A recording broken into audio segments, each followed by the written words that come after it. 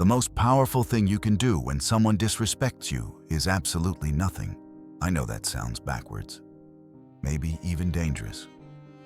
Your entire body right now might be disagreeing with that statement, remembering the last time someone dismissed you, belittled you, or spoke to you with contempt. You felt your face burn. Your heart raced. Your mind immediately began composing the perfect comeback, sharp, devastating final.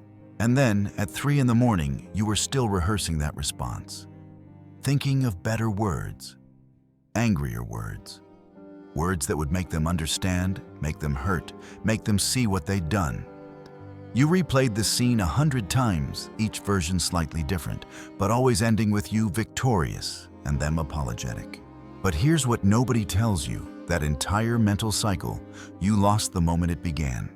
What if I told you that evolved empaths have discovered something that renders all insults powerless, not through force, not through perfectly crafted responses or clever comebacks, through something far more radical: silence. Not the silence of someone who's afraid to speak, not the silence of someone swallowing their words, but the silence of someone who has seen through the entire game and refuses to play. There's a concept in depth psychology that changes everything once you understand it. The individuated self, a state where you're no longer ruled by your ego's reflexes, no longer a puppet dancing to everyone else's provocations. And in ancient Taoist philosophy, they called it Wu-Wei, effortless action, the art of accomplishing everything by forcing nothing. The paradox sits at the heart of this wisdom. By doing nothing, you do everything. By saying nothing, you say the most powerful thing possible. Most empaths are exhausted. You know this exhaustion intimately. It's the bone-deep tiredness that comes from constantly defending yourself, explaining yourself, proving your worth to people who have already decided not to see you. You give your precious life force to people who don't deserve a single moment of your energy. You spend hours, days, years trying to make unconscious people conscious, trying to force understanding into minds that are sealed shut. And every time you react, every time you defend, every time you engage with disrespect, you lose a piece of yourself. But by the end of this journey, you'll understand why silence isn't weakness. You'll see why it's actually the ultimate psychological mastery, the mark of someone who has done the deep inner work and emerged transformed. To understand this power, though, we need to go deeper, much deeper, into the shadows of human psychology, into the hidden mechanisms of insult and reaction, into the territory where transformation actually happens. Before we dive deeper, if this resonates with your soul's journey, please hit that like button and subscribe for more transformational content. Your support helps this message reach other souls who need to hear it. Let me show you something about disrespect that will change how you see every insult for the rest of your life. When someone attacks you verbally, when they dismiss or belittle you, they're not actually seeing you at all. They're seeing themselves. More specifically, they're seeing the parts of themselves they can't accept, the aspects of their own psyche they've rejected and buried. And they're projecting those rejected parts onto you. This is what depth psychology calls shadow projection. Every person carries within them a shadow, the repository of everything they've deemed unacceptable about themselves. The anger they're not allowed to feel, the weakness they're ashamed of, the neediness they despise, the mediocrity they fear. All of it gets shoved down into the unconscious where it festers and grows. But the shadow doesn't stay quiet. It demands to be seen. And since the person can't look at it directly, can't admit these qualities exist in themselves, they project it outward. They see it in you. They see it in others. And they attack it there. Think of it this way. Imagine a wounded warrior standing in a room full of mirrors. Everywhere he looks, he sees his own wounds reflected back at him. But instead of recognizing them as his own, he thinks the mirrors are attacking him. So he throws stones at the mirrors, trying to destroy the images that disturb him.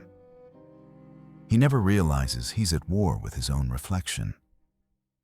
This is what's happening when someone disrespects you. They're throwing stones at their own reflection, and you just happen to be the mirror. Have you noticed how the insults that hurt most are often things you secretly fear about yourself? That's not a coincidence. The reason certain words land so hard is because they touch something unintegrated in your own psyche. If someone calls you selfish and it devastates you, there's a part of you that fears being selfish, a part you haven't fully accepted or understood. If someone calls you incompetent and you spiral for days, there's an unexamined fear of incompetence living in your shadow. The integrated self, or the person who has done the work of bringing light and shadow together, can't be touched by these projections. Not because they're perfect, but because they've already looked at their own darkness. They've already acknowledged their flaws, their fears, their worst qualities. When you've already admitted to yourself that, yes, sometimes you're selfish, sometimes you're scared, sometimes you fail, then no one can weaponize these truths against you. Here's where empaths make their fatal mistake. You absorb other people's projections like a sponge absorbs water. Someone throws their shadow at you, and you catch it. You take it in. You examine it. You wonder if it's true. You carry it around, turning it over in your mind, letting it poison your self-perception. You do this because you're wired for deep feeling, for connection, for understanding others. But in your empathy, you've confused their projection with your truth. You've made their internal war your responsibility. The awakening begins when you realize, if you're hurt, it doesn't mean the words were true. It means something in you resonated with the frequency of those words. And that resonance points to something you need to integrate, not something wrong with you. No one can truly offend the integrated self. Read that again. No one can truly offend the person who has made peace with all the parts of themselves, the beautiful and the ugly, the strong and the weak, the light and the shadow. Your reaction reveals your relationship with yourself, not the truth about you. Let me show you what's really happening in that moment of disrespect. Your ego, that small defensive part of you that's constructed an identity out of what you think you should be, immediately goes to war. The ego's entire job is to maintain your self-image, to defend against anything that threatens the story you tell yourself about who you are. So when someone insults you, your ego sounds the alarm. It floods your system with defensive energy. It shouts, respond, defend, prove them wrong, show them who you really are. And there's even a dopamine hit that comes with righteous anger, with the feeling of being justified in your fury. Your ego wants to fight because fighting confirms its importance. But here's the trap: the moment you react, you've confirmed that their words have power over you. You've entered their reality, accepted their frame, agreed to play the game. Reaction equals confirmation. It says, yes, your opinion matters so much that I need to stop everything and address it. Think about that. Really sit with it. Every time you defend yourself, you're actually validating the attack as worthy of defense. Now let me show you something that will feel like freedom. Silence is not escape. It's not avoidance. It's not the behavior of someone too afraid or weak to respond. Conscious stillness is the highest form of discernment. There's a story about a Zen master who was insulted publicly by a student. The student hurled accusations, called the master a fraud, questioned his wisdom, his integrity, everything. The other students waited for the master's response, shocked by the disrespect. The master simply smiled. Not a smug smile, not a dismissive smile, a peaceful smile. And then he continued with his teaching as if nothing had been said. Later, a student asked him, "Master, why didn't you respond? Weren't you angry?" The master replied, "If someone offers you a gift and you don't accept it, who does the gift belong to?" This is the energy principle at the heart of transformation. Every interaction is an exchange of energy. When someone disrespects you, they're offering you a gift of low vibration energy, anger, contempt, projection, chaos. If you react, you accept the gift. You take their energy into your system. It becomes yours. But if you don't accept it, if you remain still, the energy has nowhere to go. It cannot enter you. The person is left holding their own poison, and eventually they must drink it themselves or set it down. Silence withdraws fuel from the fire. Think about what fire needs to burn oxygen. Remove the oxygen, and the fire dies. Reaction is oxygen. Your defensiveness, your explanations, your anger, all of it feeds the flames. But your stillness, your refusal to engage, that's like sealing off the oxygen supply. The fire burns itself out. Trying to win an argument with someone unconscious is like trying to teach algebra to a storm. The storm isn't listening. It doesn't have the capacity to understand. It's just moving through its nature, creating chaos. You can stand in the storm and shout equations at it, or you can step aside and let it pass. Now that you see the game now, that you understand what's really happening when someone disrespects you, let me show you how the evolved empath exits it entirely. Not through strategy or tactics, but through a fundamental transformation of who they are. There's a journey that every person who seeks depth and wholeness must take. It's the journey from ego to self, from reaction to response, from fragmentation to integration. And while it's been described in many traditions across many centuries, few have mapped it as precisely as the work that forms the foundation of Carl Jung empath and personal development. The ego is that part of you that identifies with your thoughts, your roles, your self-image. I am a good person. I am intelligent. I am worthy. The ego constructs these identities and then spends enormous energy defending them against anything that might challenge them. It's reactive defensive, always scanning for threats to its carefully maintained story. The self is something entirely different. It's the totality of who you are, conscious and unconscious, light and shadow, all the contradictions and complexities held together in paradox. The self doesn't need to defend because it has nothing to prove. It doesn't react because it's not threatened by external opinion. It simply is. The journey of individuation, the process of becoming who you truly are, beneath all the conditioning and defense, is the movement from ego to self. And this journey requires you to do something that terrifies most people. You must turn and face your shadow. Your shadow is everything you've rejected about yourself. All the qualities you decided were unacceptable, the anger, the selfishness, the pettiness, the jealousy, the weakness, the darkness. You've spent your life trying to be good, trying to be acceptable, trying to match some image of who you're supposed to be. And everything that didn't fit that image you shoved down into the unconscious. But the shadow doesn't disappear. It lives down there in the dark, growing stronger, influencing your behavior in ways you don't understand.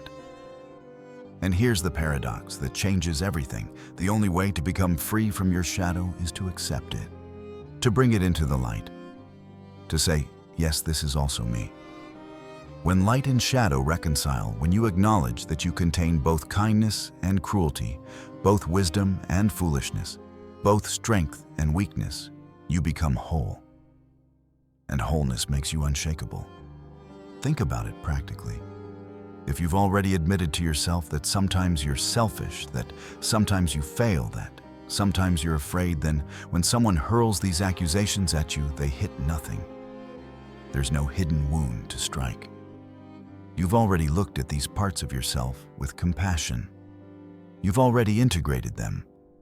The accusation slides off you like water off glass. This is why owning your shadow is the path to freedom. When you've made peace with your own darkness, no one else's judgment can touch you. They're trying to shame you with something you've already accepted. They're trying to expose something you've already examined. There's a story from the Red Book Personal Journals filled with confrontations with the unconscious that illustrates this perfectly.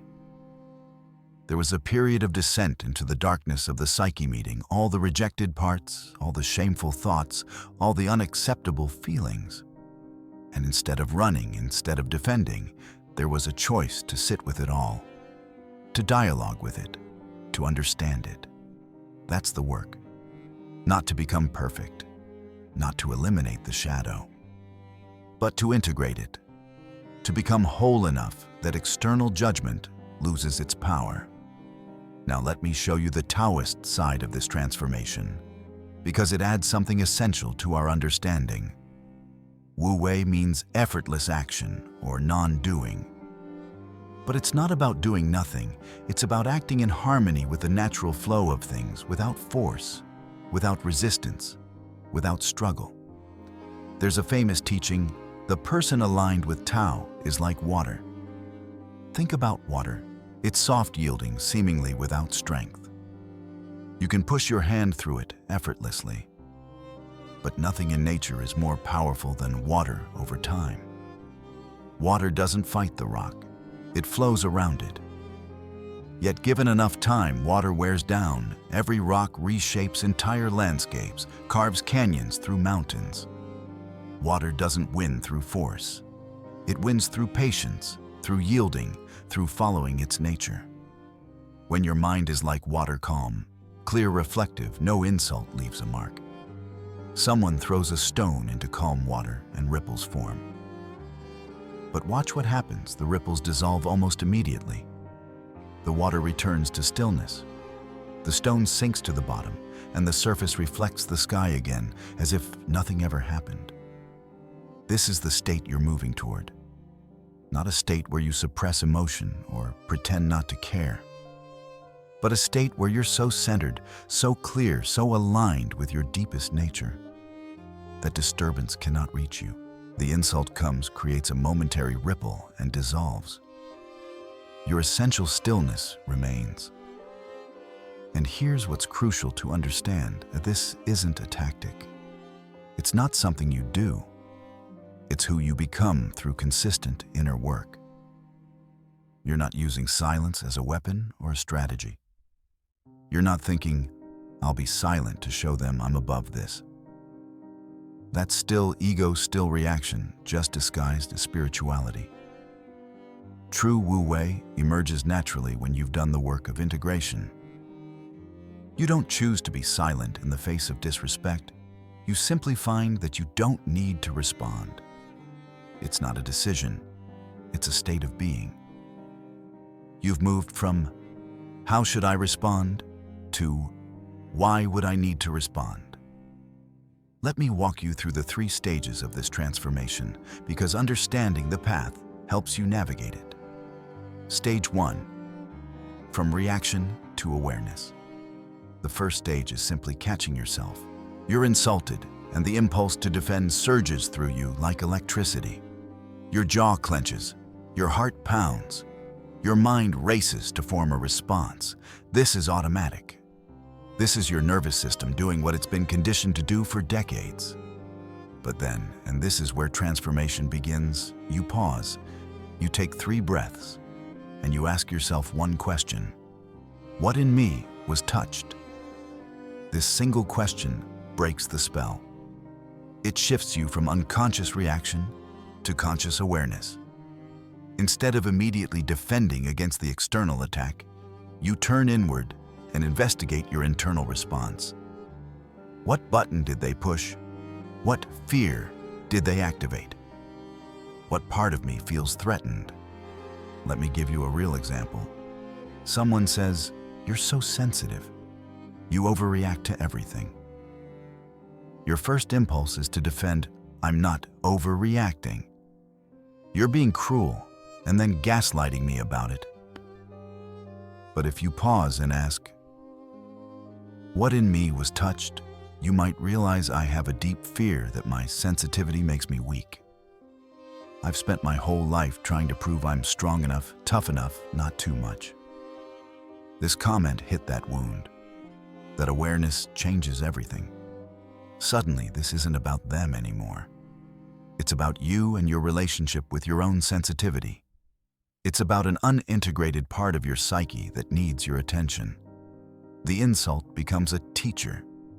Stage 2, from awareness to stillness. The second stage is learning to sit with the fire of emotion without acting on it. You feel the anger, the hurt, the indignation, and you don't suppress it. Suppression just sends it into the shadow. But you also don't act on it. You don't react, don't defend, don't explain. You sit, you breathe, you witness the emotion like you're watching weather pass through the sky. There's anger, there's hurt, there's the impulse to defend. You name it. You feel it fully in your body, and you let it move through you. This is where you build psychological immunity. Every time you feel intense emotion and choose not to immediately react to it, you strengthen your capacity for conscious response. You're training your nervous system that feeling threatened doesn't require immediate defensive action. You're creating space between stimulus and response. And in that space, the emotion transforms. If you sit with anger without feeding it with righteous thoughts or fantasies of retaliation, it burns itself out.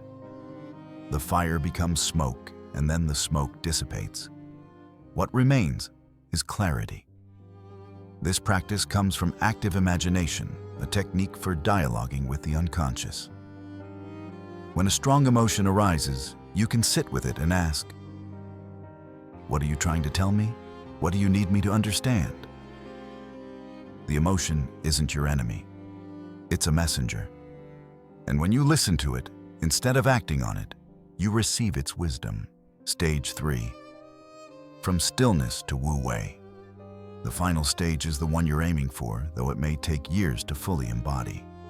In this stage, you're simply untouched.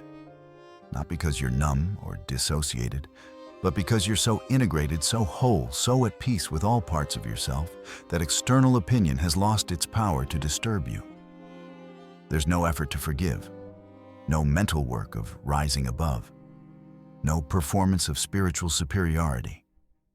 You're just free. Someone disrespects you, and it's like they're speaking a language you no longer understand. The words hit nothing because there's no wound left to strike. This is Wu Wei, living in harmony with your deepest nature. You're not forcing yourself to be calm. Calm is simply who you are now. You're not trying to be unbothered. You are unbothered naturally, effortlessly. When your heart is like water, others' words are only wind. They move across the surface, but cannot penetrate the depths. And in those depths, you remain clear, still profoundly at peace. Here's what this means for your daily life. Each non-reaction strengthens yourself. Each time you choose awareness over reaction, stillness over defense, silence over explanation, you're building something. You're constructing a center of gravity so strong that nothing external can pull you off balance. But each reaction feeds your ego and weakens your center.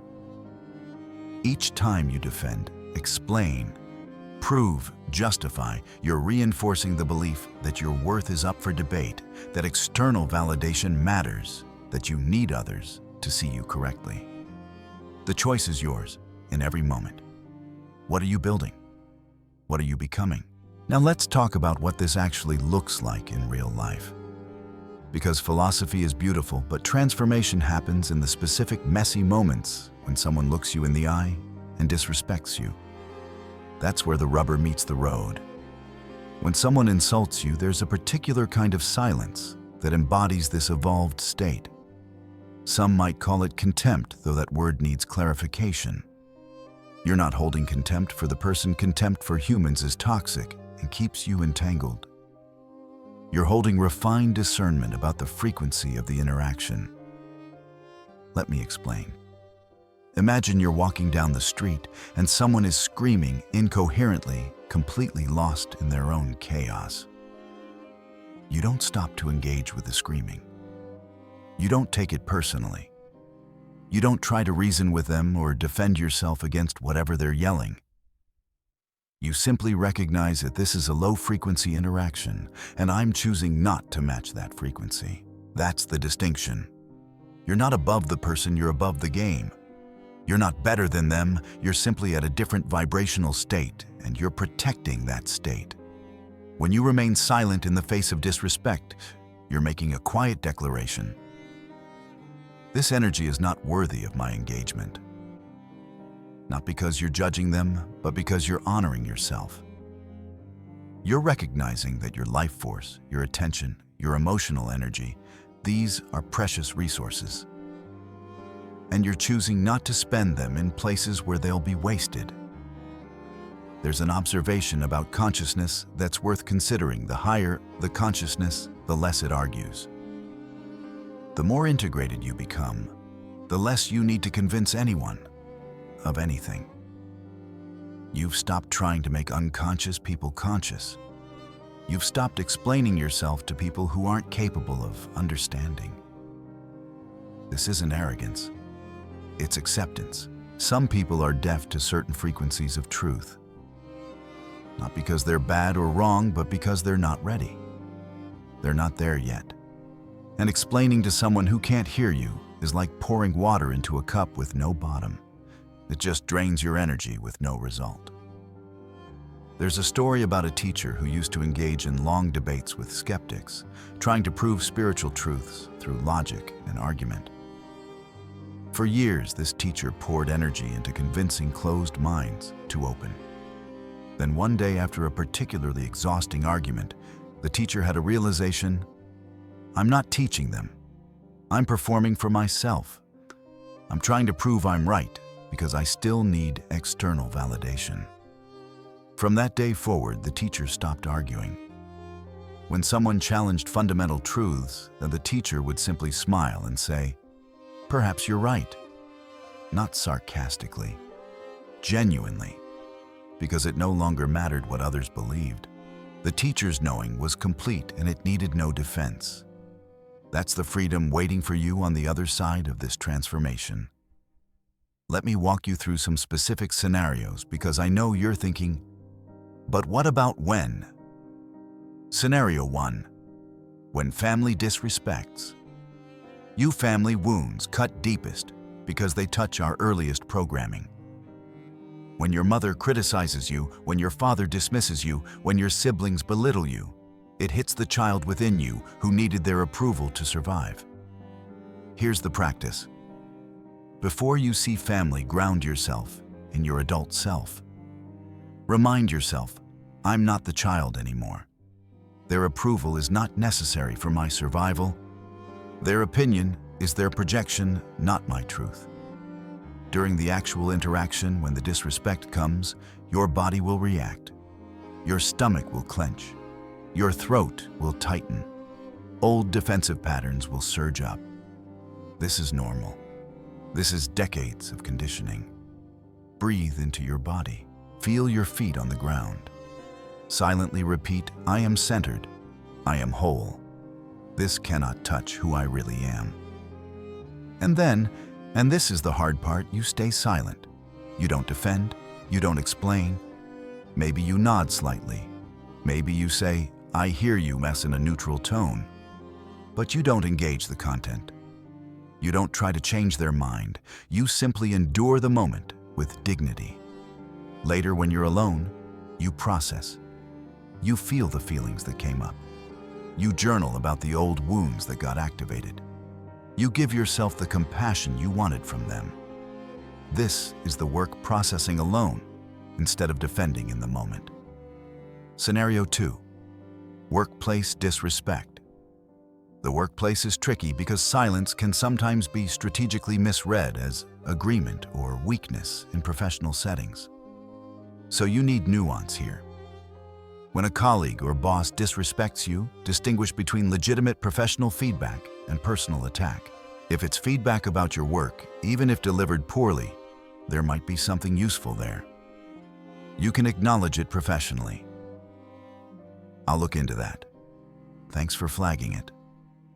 But if it's personal attack, if it's disrespect about you as a human being, that's different. Your response is calm and boundaried. I'm happy to discuss professional matters. I won't engage with personal assessments. Then you stop talking. You don't justify. You don't explain.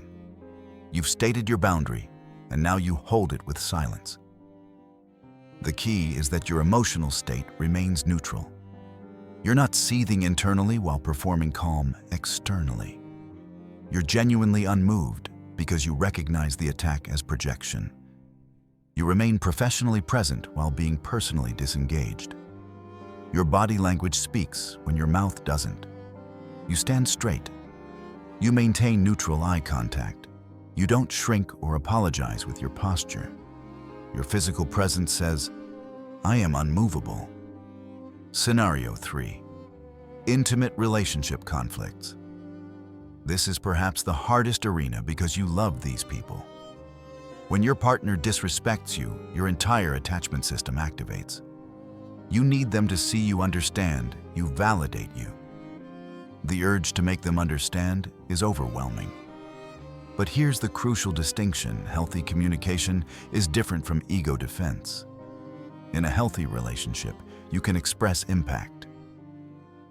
When you spoke to me that way, I felt hurt.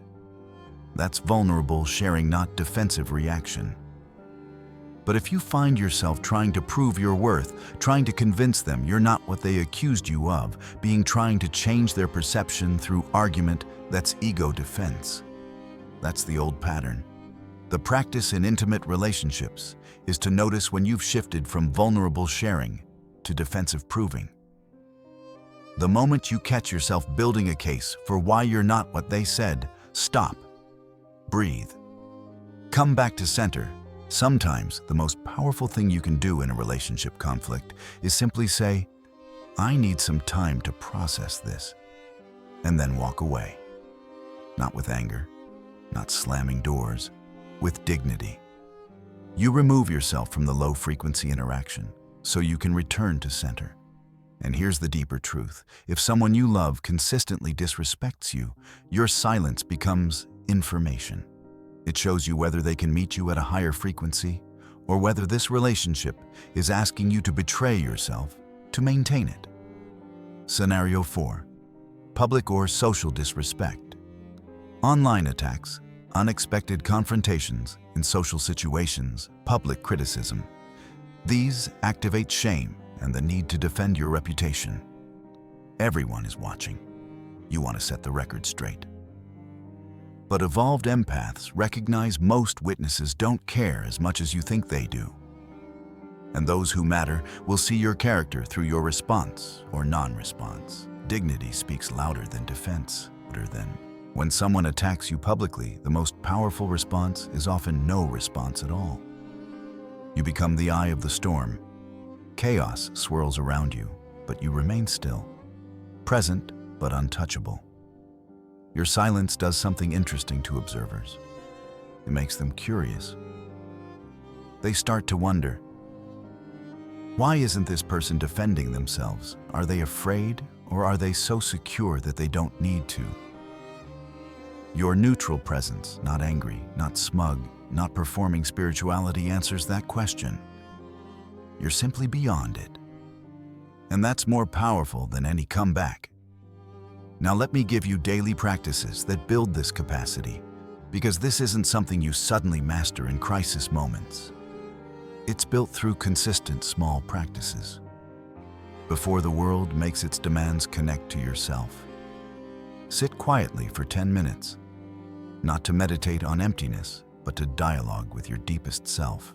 Ask, who am I beneath all the roles and reactions? What is my true nature today? Let answers arise without forcing them. You're setting your energetic frequency for the day, establishing your center before external circumstances try to pull you off it. This morning practice creates a baseline, so when disrespect comes later, you have a home frequency to return to. You remember, this is who I am. This external attack doesn't change that. Throughout your day, catch impulses to react. Someone sends a triggering email. Someone makes a cutting remark. Someone dismisses your idea. Feel the surge of defensive energy. And then pause. Take 3 conscious breaths before responding to anything that triggered you. In that pause, ask, is this worth my energy? Will responding change anything meaningful? Or am I just feeding my ego's need to be right? This micro-practice builds the neural pathway of non-reaction. You're literally rewiring your brain to create space between stimulus and response.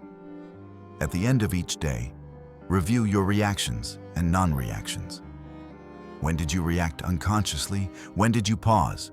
When did you maintain center? Don't judge yourself. Just observe. Today, when my colleague criticized me, I defended for 10 minutes. I felt my heart racing. I was in ego. And then, tomorrow I'll catch it earlier. Or, today when my friend made that comment, I felt the impulse to react, but I paused. I stayed silent. And after 30 seconds, the urge dissolved. I felt free. Celebrate the non-reactions as victories. Each one is evidence of your growing self. Regularly examine what triggers you. Make a practice of asking, what does this trigger reveal about something unintegrated in me? You can journal a dialogue with your shadow. Write a question to the triggered part of yourself. Why did those words hurt so much? What are you afraid of? And then write the answer from that wounded part's perspective. This practice brings unconscious material into consciousness. And as the work of Carl Jung-inspired and personal development teaches us, what's unconscious controls you. What's conscious, you can integrate.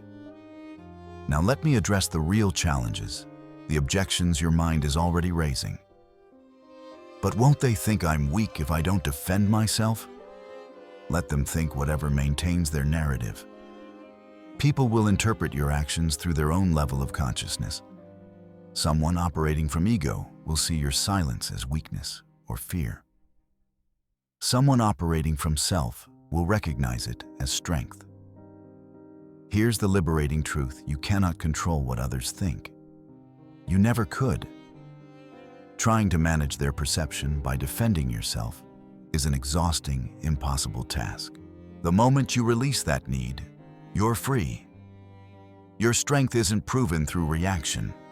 It's proven through your unshakable center, your consistent character, your quality of presence. Those who matter will see it. Those who don't won't, regardless of what you say. But what if I need to set boundaries? Setting boundaries and emotional engagement are different things. You can state a limit without justifying it or defending it emotionally. A boundary sounds like, I'm not available for conversations that include personal attacks. Not said with anger, not said with superior tone, just stated calmly and then upheld through your actions. You can set the boundary and then become silent. The boundary is the limit. Silence is the enforcement. You don't need to explain why you deserve respect. You just remove yourself from situations where respect is absent. What if the anger feels too big to sit with? This is important. What I'm describing is not spiritual bypassing. If you have big, overwhelming emotions, you need to feel them fully. Sometimes that means screaming into a pillow. Sometimes that means crying until you're empty. Sometimes that means vigorous exercise to move the energy through your body. Feel it all, but feel it privately in ways that don't harm you or others. Process it through journaling therapy, trusted friends' physical movement. Get support when you need it. The practice is about not reacting in the moment of disrespect, not about never feeling your feelings. Feel everything, but choose when, where, and how you express it. How long until I master this? The honest answer, this is a lifelong practice, not a destination. You won't wake up one day perfectly enlightened, immune to all hurt. But here's the encouragement: you don't need to master it to benefit from it. Each single moment of non-reaction is mastery. Each time you pause instead of defending, you've succeeded. Each time you remain centered for even 30 seconds longer than you used to, you're transforming. Celebrate small wins. The first time you walk away from an argument without defending. The first time you hear criticism and don't immediately internalize it. The first time you realize hours later that someone insulted you and you forgot to be offended. These are all evidence of your growing self. The timeline doesn't matter. The direction does. Are you moving toward more reaction or more response, more ego or more self? more entanglement, or more freedom. That's what you measure. Let me paint you a picture of who you're becoming. 6 months from now, a year from now, as this practice deepens in you.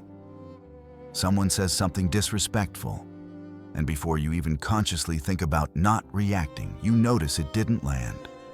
Their words moved through the air, reached your ears, and somehow, nothing.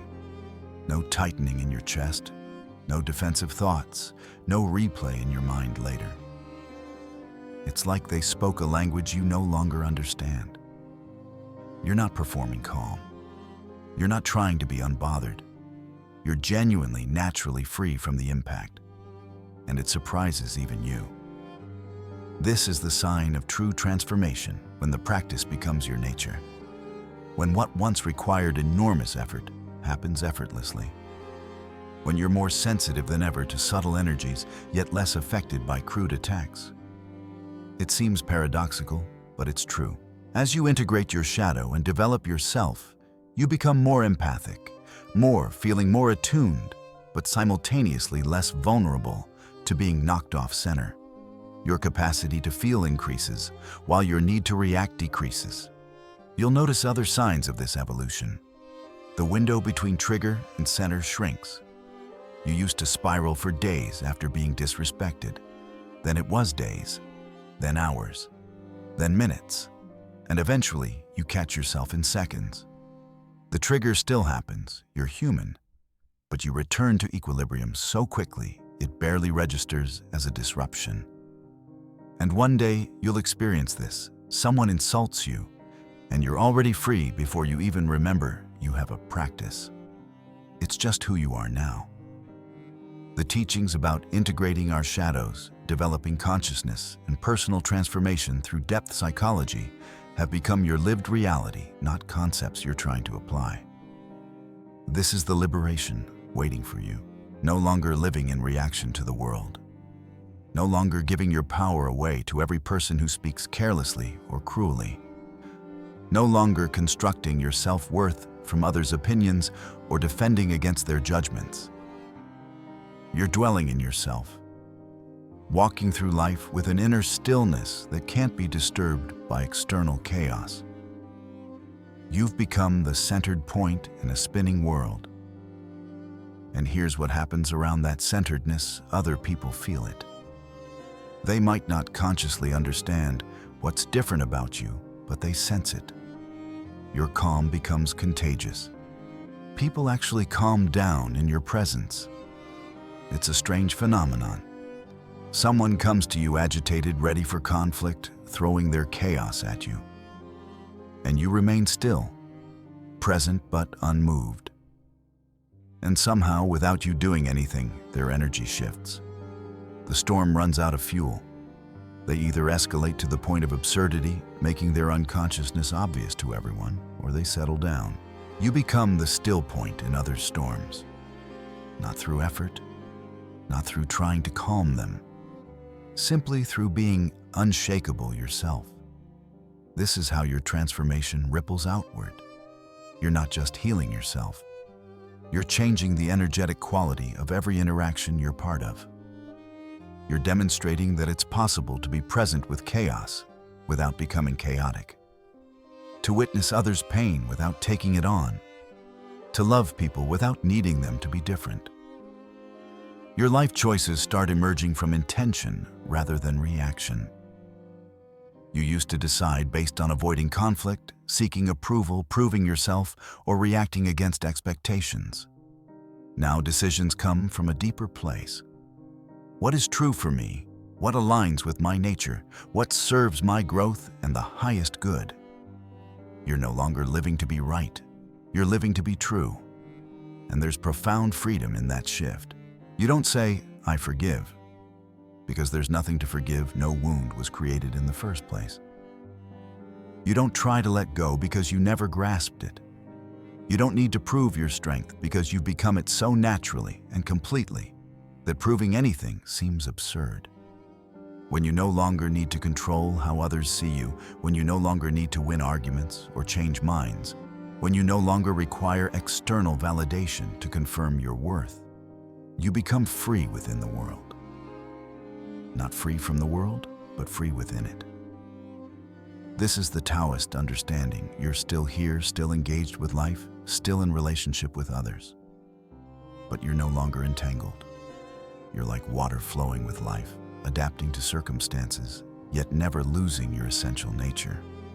The wise are wordless, not because they have nothing to say, but because they've realized that the deepest truths can't be argued into existence. The heart of the strong is undisturbed, not because nothing touches them, but because they've developed a core stability that external circumstances can't shake. And the greatest disdain for chaos, it needs no anger. It needs no defense. It needs no explanation. It needs only your indifference, not the cold indifference of someone who doesn't care, but the warm indifference of someone who cares about their peace more than they care about being understood by the unconscious. In a world loud with ego, with everyone screaming to be heard, defending their positions, proving their worth, attacking and counterattacking, you become the one who stays silent. And in that silence, you hear something others miss. You hear the Tao within. You hear your own soul speaking. You hear truth that has no words. You don't need to win with words anymore. Your serenity is the loudest answer you could ever give. Your unshakable presence is more articulate than any defense. Your peace in the face of chaos is more powerful than any argument. When you remain silent in the face of disrespect, you're not losing. You're transcending the entire game. You're refusing to play by rules that diminish everyone involved. You're standing in a different reality, operating from a different frequency, and inviting others to rise through your example. You don't lose your voice when you choose silence. You find your truest voice, the one that speaks through presence, rather than words through being, rather than defending through your quality of consciousness, rather than your clever responses. When you don't react, you're not weak. You're choosing dignity over reflex. You're choosing yourself over your ego. You're choosing freedom over the temporary satisfaction of being right. And when your mind rests in calm alignment with your deepest nature, you move with the Tao without forcing, without suffering, without the constant friction of ego against world.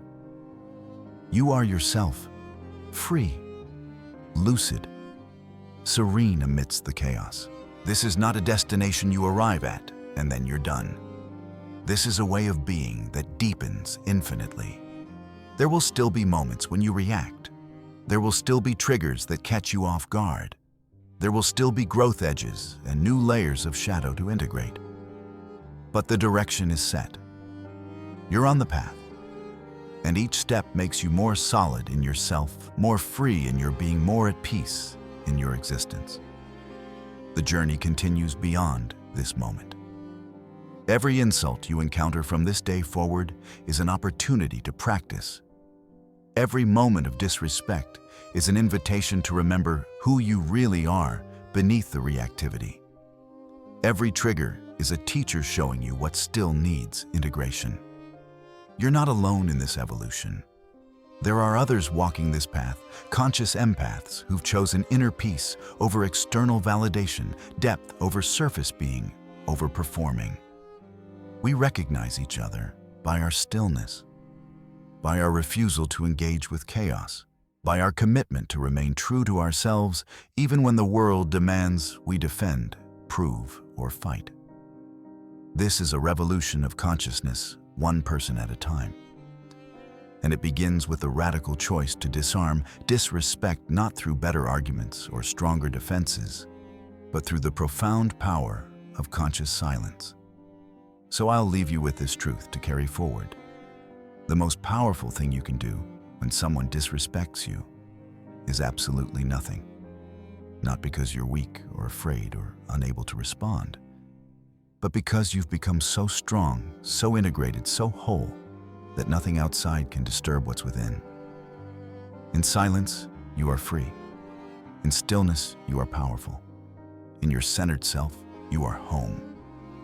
And from that home, you meet the world not with reaction, but with presence. Not with defense, but with dignity. Not with anger, but with peace. This is the way of the evolved empath. This is the path of the individuated self. This is the practice that transforms not just how you respond to disrespect, but how you inhabit your entire life. Walk this path. Trust the process. Honor your journey. And know that every moment of non-reaction, every choice of silence over defense, every return to center, these are victories. These are evidence of your transformation. These are the building blocks of a life lived from depth, truth, and unshakable inner peace. If this resonated with you, if you felt seen in these words, I want to invite you into deeper engagement. In the comments below, share with me, what's one moment where you wish you had chosen silence instead of defense? What triggered you most recently, and what did it reveal about what still needs integration? Your story matters.